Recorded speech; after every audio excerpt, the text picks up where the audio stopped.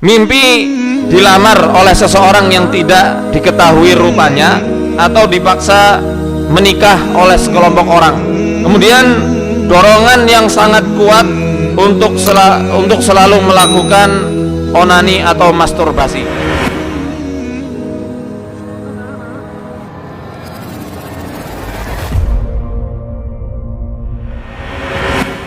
Kebanyakan dari kita ketika mendengar hal demikian bertanya-tanya, apakah mungkin jin itu bisa naksir atau jatuh cinta kepada manusia yang hakikatnya itu berbeda jenis dengan jin.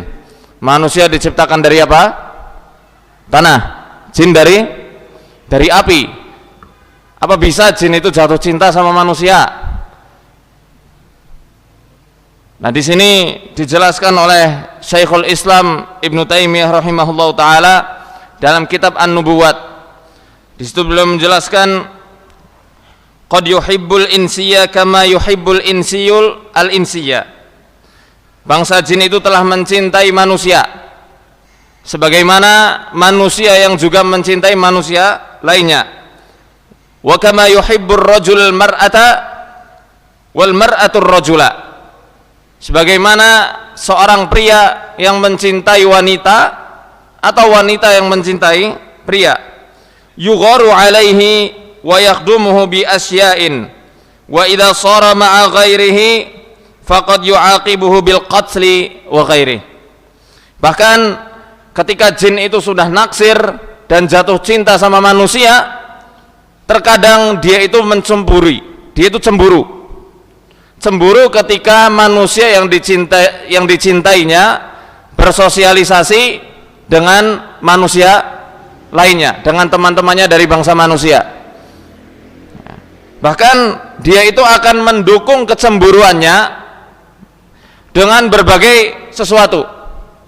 Pokoknya gimana caranya manusia yang dia cintai itu tidak boleh menjadi milik orang lain, walaupun itu sama-sama manusia. Dia akan dukung penuh bagaimana api kecemburuannya ini supaya apa? Manusia yang dia taksir tidak jatuh cinta dengan manusia lainnya. Idza shara ma'a ghairihi faqad yu'aqibuhu bil qatli wa ghairihi. Dan apabila manusia yang dicintai oleh jin dia berteman atau bahkan menikah dengan orang lain, kalau perempuan ya sama laki-laki, yang laki-laki nikah sama perempuan, ya, faqad yu'aqibuhu, terkadang jin itu akan menghukum atau mengerjai orang yang berani menikahi manusia yang dia cintai bil qatli, terkadang dia membunuhnya atau dengan membuat manusia yang menikahi manusia yang ditaksir oleh jin itu dengan sesuatu yang lain, dibuat sakit, ya, dibuat sering pingsan, dibuat sering epilepsi, ya, atau terkadang dibuat selalu cekcok satu sama lainnya. Kullun hadza waqi'un, kata Ibnu Taimiyah, beliau mengatakan semua kejadian ini betul-betul nyata terjadi. Ya. Maka nun sewu nggih, kita bisa melihat. Dan ini pengalaman selama 10 tahun terakhir kami meruqyah, rata-rata orang-orang yang dicintai jin memang orang yang punya paras good looking. Punya paras yang good looking itu apa? Yang menawan, dia rupawan atau rupawati gitu ya, sing jelas punya rupa gitu ya. Dan ternyata ketika disukai sama jin, kebanyakan dari mereka menjomblo bertahun-tahun sampai usia yang betul-betul harusnya dia sudah matang untuk menikah, dia akan selalu dibuat tidak bisa menikah. Mau menikah tiba-tiba ragu, akhirnya ditinggalkan atau meninggalkan, ya. Sudah mau hari H ragu, batal. Ada aja yang membuat pernikahannya itu batal. Atau kalaupun sudah menikah, rumah tangganya biasa dibuat cekcok terus menerus, masalah kecil sekali menjadi sangat besar, sampai akhirnya suaminya mengucapkan talak kepada istrinya. Naudzubillah min dzalik. Dan ingat, setan-setan yang semacam ini pinter. Terkadang mereka mengalihkan fokus manusia. Gimana cara mengalihkannya? Di antara cara mengalihkan manusia ya yang dicintai oleh jin ya adalah dengan menimbulkan isu bahwasanya dirinya itu kena santet. Ya, sehingga fokusnya apa? Fokusnya mencari siapa yang menyantet dirinya dan di mana buhulnya, padahal nggak ada. Bukan sihir, ya. Karena yang namanya santet biasanya kan pakai menggunakan media-media tertentu. Ada yang namanya buhul-buhul. Buhul itu ikatan. Ya, ada baik ikatan yang bentuknya terlihat secara fisik atau ikatan-ikatan yang memang tidak terlihat, yang dilarutkan melalui minuman, melalui makanan, melalui parfum, ya, asap rokok atau yang lainnya. Ya. Nah, ketika manusia hilang fokus, akhirnya dia lupa muhasabah, lupa mengoreksi dirinya, kira-kira dari celah mana setan itu mencintai dirinya. Ya. Di antara tanda-tanda umum orang yang dicintai oleh jin, yang pertama, sering mimpi basah, sering ihtilam, dan keseringannya mimpi dia melihat dan merasakan di alam mimpinya seakan-akan dia melakukan hubungan intim suami istri. Ya. Dan mimpi basah ini adalah mimpi yang tidak didahului dengan sebab-sebab tertentu. Antum paham yang dimaksud mimpi basah dengan sebab? Ya, contoh mimpi basah yang ada penyebabnya adalah seperti contoh mimpi karena dia sudah balik, ya, atau mimpi karena sering melamunkan, kapan ya aku bojo, akhirnya mimpi, ya, atau mimpi karena melihat sesuatu yang menimbulkan rangsangan bagi dirinya, atau bahkan juga mimpi karena stoknya kepenuhan. Jadi itu semua mimpi-mimpi yang didasarkan dengan sebab. Adapun orang yang kena gangguan jin itu tidak ada sebab-sebab itu. Saya pernah menceritakan pengalaman saya ketika masih di kantor dulu. Saat saya kelas 5, saya punya kakak kelas dari Kendari. Beliau kelas 6 saat itu. Beliau sering sekali mengalami mimpi basah, ihtilam. Bahkan saat dia itu ketiduran di kelas, dia mengalami mimpi basah. Bahkan dikatakan oleh dirinya bahwasannya, ya, kakak kelas saya ini bagaimana? Untuk orang tua dari adik-adik ini tolong dijaga anak-anaknya karena sudah nengok-nengok takut jatuh ini. Ya, kembali ke laptop. Sampai mana tadi? Kakak kelas, ya. Sampai 5 kali itu. Saat diruqyah sama ustadz saya, ternyata betul yang merasuki dirinya adalah jin wanita.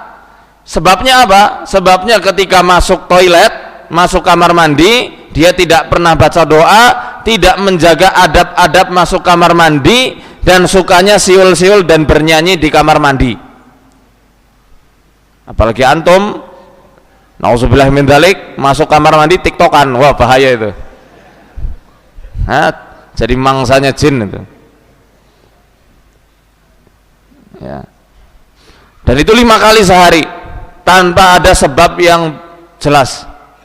Dan di antara ciri yang mendukung dari mimpi-mimpi tersebut, ketika tidur antum perhatikan giginya itu saling beradu. Kalau orang Banyumas bilang keret, ya, saling berdecit satu sama lain karena gigi geraham yang diadu. Yang kedua, merasakan ada bayangan seseorang yang berbaring atau tidur di sampingnya, ya khususnya ketika dia tidur, dia tidur sendirian tapi seakan-akan kayak disertai sama makhluk lain yang tidur di sisinya. Kemudian perasaan enggan untuk menikah di level yang parah, dia tidak tertarik dengan lawan jenis. Tidak apa? Tidak tertarik dengan lawan jenis. Ya. Jika menikah, dia merasa tidak nyaman di saat-saat bermesraan dengan pasangannya. Jadi tidak pernah itu harmonis, apalagi mesra-mesraan. Bahkan ketika melihat wajah suami atau istrinya, dia melihat seakan-akan wajahnya itu begitu tua dan menjengkelkan. Dan ini banyak terjadi, datang ke kantor kami ya, beberapa pasangan muda-mudi, ya pasangan masih muda ya, menikah, baru menikah, dua-duanya mempunyai raut wajah yang ya nggak dibilang pas-pasan, ya ndak lah, jelek apalagi ndak, ya cakep gitu ya, tapi mereka selalu cekcok dan keluhannya ketika melihat pasangannya seakan-akan wajah pasangannya itu buruk sekali atau tua. Ini pernah saya bahas ketika membahas tentang pengaruh-pengaruh jin nasab ya, apalagi jin nasab yang dulunya ditugaskan oleh para leluhurnya untuk menimbulkan ajian-ajian pengasihan atau aura pengasihan. Sebelum menikah, Masya Allah, laki-lakinya begitu cakep atau perempuannya begitu cantik, tapi ketika menikah dibuat kebalikannya ya. Dampaknya untuk apa? Ketika belum menikah dipicu supaya manusia itu berzina satu sama lainnya. Kalau sudah menikah, si setan ini menginginkan supaya dirinya mendapat trofi, piala setan terbaik dari iblis, sesuai hadis riwayat Imam Muslim. Dengan apa? Dengan cara menceraikan antara suami dengan istrinya tanpa udzur yang syar'i. Ya. Begitu juga hal ini akan terjadi kepada orang-orang yang terkena ilmu pelet, semar mesem apalagi itu, atau jaran goyang. Dua ajian yang lumayan terkenal.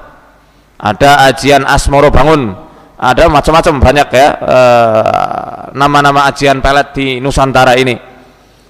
Ketika dia sebelum menikah dia dipelet ya, rasanya selalu menggebu-gebu rindu, pengen bertemu dan berduaan dengan orang yang memeletnya.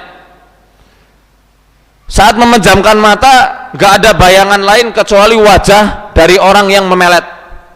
Biasanya semar mesem, dengan sekali meseman ya, dia mesem, wajahnya kebayang-bayang. Saya pernah sharing sama mantan reporter kami ya, bahkan ketika sujud itu yang kebayang wajah orang yang melet. Tidak bisa khusyuk sama sekali ketika sholat, ketika berzikir, ketika baca Quran, tidak bisa. Selalu yang kebayang-bayang dan terngiang-ngiang di telinganya adalah suara orang yang menyihirnya. Begitu cinta dan rindu yang nggak masuk akal. Tapi ingat, kalau dia menikah karena pengaruh pelet ini, demi Allah saya katakan, banyak buktinya ya. Ketika dia sudah menikah, perasaan yang tadinya cintanya itu betul-betul menggebu-gebu, ketika sudah menikah akan dibuat sebaliknya, akan dibuat selalu membenci satu sama lain terus menerus, sampai akhirnya dia cerai, sampai akhirnya berantakan keluarganya. Naudzubillah min dzalik ya.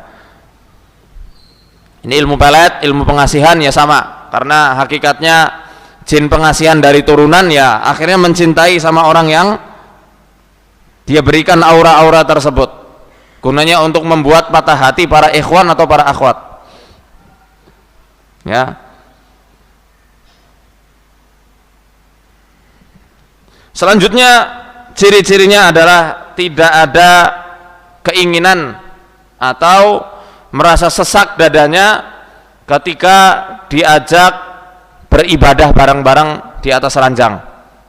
Dia akan sesak dadanya dan akan merasa jijik terhadap suami atau istrinya sendiri. Nggak kepengen rasanya itu diajak beribadah bareng-bareng. Faham maksudnya ya, bahasa kiasan ini?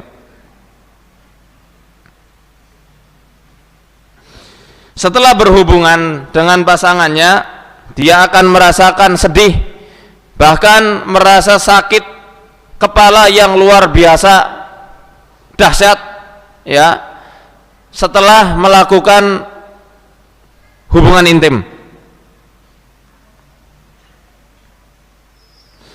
Sulit punya keturunan, walau ketika dicek secara medis dia itu subur dan tidak mandul ya, biasanya itu akan ditandakan dengan seringnya bermimpi bertemu dengan bayi ya, seakan-akan di dalam mimpinya dia itu melihat bayi dan dia menggendongnya. Maka saya sering katakan kepada para muslimah yang memang mendapat ujian dari Allah Subhanahu wa taala berupa gangguan jin masul isqi ini, hendaknya dia membuang bayi ketika memang dia itu sering dimimpiin bayi di alam mimpinya. Ada dua kemungkinan, dia sering bermimpi anak kecil atau bermimpi bayi, atau bermimpi ular yang menggunakan mahkota.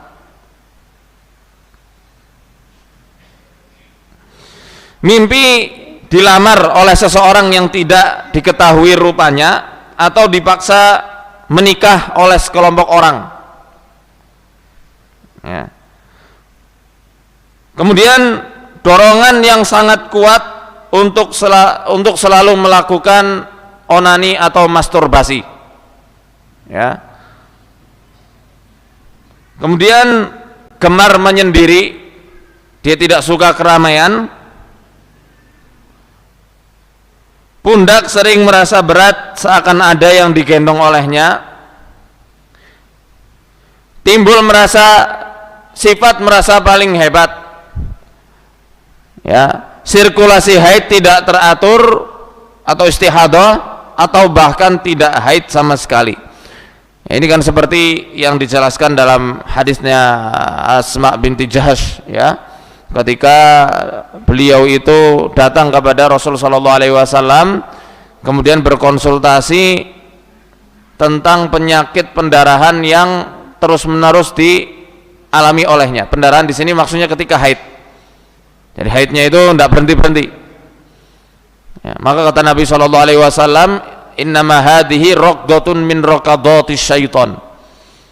Ya, istihadah yang kamu alami ini adalah salah satu hentakan dari hentakan-hentakannya setan. Ditendang-tendang rahimnya supaya darahnya tidak berhenti-henti. Ya. Sering merasa dingin di ujung-ujung jari jemarinya, tangan dan kakinya. Nyaman di tempat-tempat kotor dan najis. Sering was-was terutama saat sholat atau ketika ambil wudhu ya. Ingat, semua ciri-ciri ini adalah ciri-ciri yang umum dan harus kita kombinasikan dengan beberapa ciri-ciri yang memang menguatkan bahwasanya orang tersebut kena gangguan jin. Dan jin yang mencintai manusia itu tidaklah tanpa sebab